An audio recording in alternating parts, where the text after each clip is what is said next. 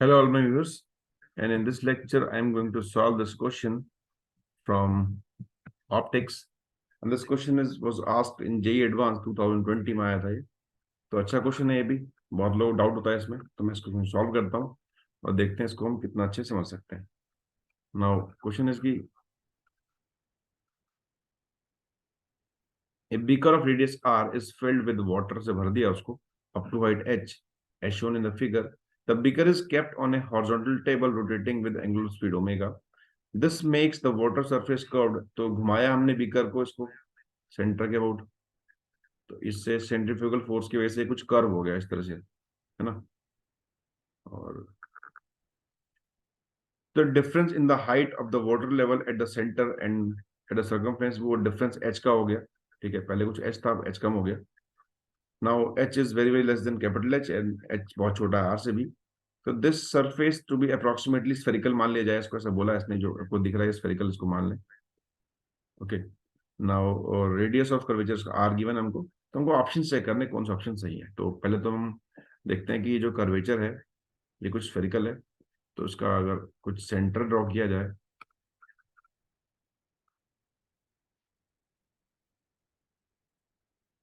तो कुछ सेंटर का इस तरह से ड्रॉ होगा, है ना. तो मैं इसको एक अलग फिगर में ड्रॉ करता हूँ.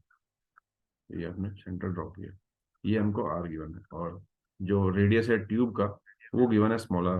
ये रहा, करेक्ट. अच्छा, ये भी पूरा आर ही होगा बिकॉज ये सेंटर है.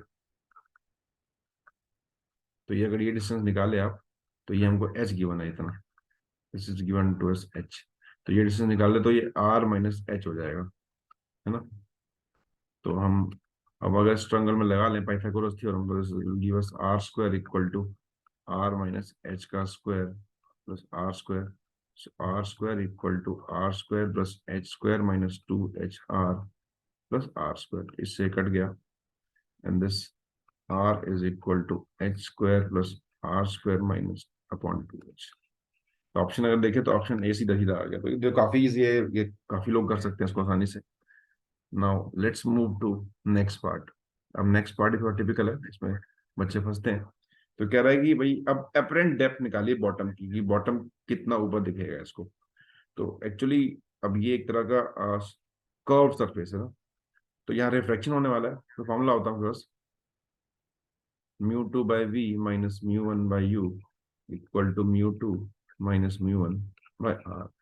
और म्यू वन होता है इस मीडियम का, तो म्यू वन हमको गिवन है भाई जिससे लाइट जा रही है वो दिस इज 4/3 है. जो म्यू टू एयर में जा रही है बाहर 1 है. जो यू आपके पास वो अब हाइट ये वाली है, जो कि एच से कुछ एच कम हो गया, this is H minus H है, नेगेटिव में वो भी, है ना. और जो आर है वो इस कर्व का रेडियस है, जो कि पोल के बाद पड़ेगा, राइट. यहाँ पड़ेगा कहीं सेंटर इसका आगे की तरफ, तो ये पॉजिटिव आर रहेगा. तो अगर इन वैल्यूज को मैं पुट कर दूं, सो 1/v ये हो जाएगा plus 4/3 into H minus H equal to mu two minus mu one, तो माइनस 1/3 आर.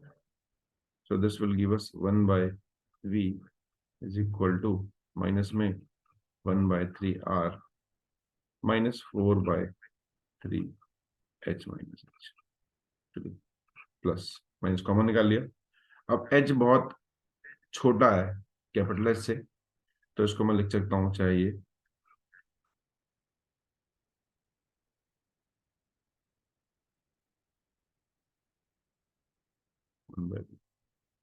अब ऑप्शन अगर देखें तो ऑप्शन कुछ इस फॉर्म में है, इनवर्स की फॉर्म में. और 3h/2 या 3h/4 कॉमन भी निकाल रखा है. तो मैं एक काम करता हूँ, यहाँ से 3h/4/3h कॉमन निकाल देता हूँ ताकि ऑप्शंस को मैच कर पाऊँ मैं. तो दिस इज 1/3 आर. यहाँ पे तो है नहीं, तो उसको हम एक काम करते हैं, ये कर लेते हैं. तो this is 4/3h into h/4r plus 1. This is, but option इस फॉर्म में है नहीं. ऑप्शन में बाहर वाली टर्म तो हमारे पास आ गई कि भाई ऑप्शन के पास ये वाला निकल के आ रहा है, कुछ इस तरह से होना चाहिए. लेकिन ये बाहर जो है ये कुछ अलग चीज है. तो वो क्या निकालते हैं वो हम देखते हैं. वो हम उसके थोड़ा हमें फ्लूइड्स पे जाना पड़ेगा, है ना. तो हम देखते हैं फ्रूट्स में क्या निकल के आएगा, ऐसा वो समझते हैं। तो आपको पता होना चाहिए कि जब भी आप किसी ऐसे बीकर को घुमाते हैं तो कुछ ऐसे वो कर्व की शेप दे देता है ना। तो एक्चुअली उस कर्व को हम बोलते हैं पैराबोलॉइड बनता है वो।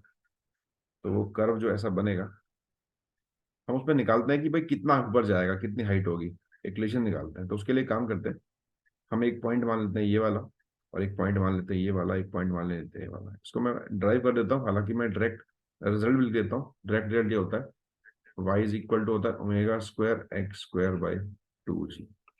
तो y इसमें कोई भी पॉइंट है, कोऑर्डिनेट है, और x उसका x कोऑर्डिनेट है इस पॉइंट से, अगर ये ओरिजिन है तो। ठीक है, और ये हाइट है y, तो मैं इस पॉइंट की बात करता हूँ, इसकी कोऑर्डिनेट है x comma y। Okay, now this point is 1, this point is 2, and this point is 3. Okay, now just wait a moment.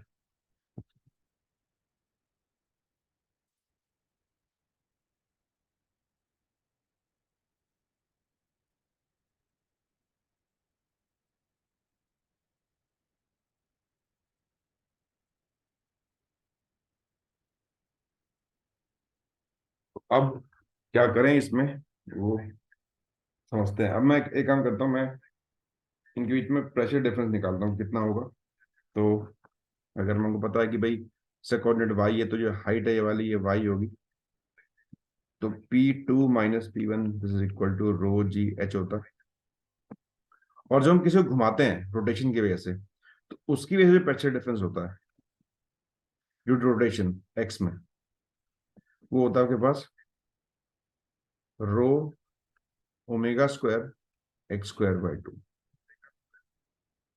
Row omega square X by 2, X square by 2।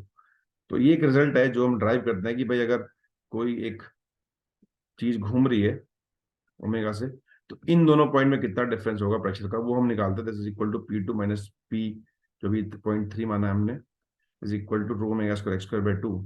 तो मैं अगर इन दोनों को यहाँ पे,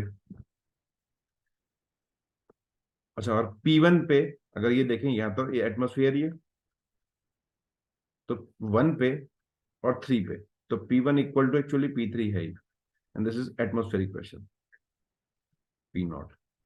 तो इन दोनों इक्वेशन को मैं, बिकॉज ये मैं पता ही है P0 है, यही P0 है, तो मैं को इक्वेट कर लेता हूँ। तो this will give us gy equal to omega square X square by 2 and y is equal to omega square X square by 2। तो जो y हाइट है वो ये हो सकती है। तो हाइट राइज कर रहा है वो इस क्वेश्चन में, वो उसने रखा है कि भाई कर्व जो ऊपर जा रहा है वो h ऊपर जा रहा है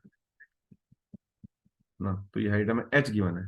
ठीक है, तो अगर मैं इस पॉइंट के कोऑर्डिनेट पुट कर दूं, इस पॉइंट के कोऑर्डिनेट इसमें, तो ये बनेगा h equal to omega square, और x की वैल्यू यहाँ देखें तो r हो जाएगी, तो r स्क्वायर बाई 2g। तो ये हाइट निकल के आएगी, और मैं एक यहाँ से निकाल सकता हूँ इस जगह से। और बिकॉज r जो है,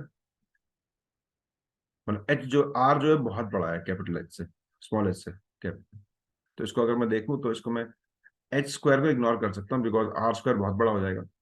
तो ये r स्क्वायर बाई 2h भी हो सकता है। ओके, नाउ मैं यहाँ से उठा के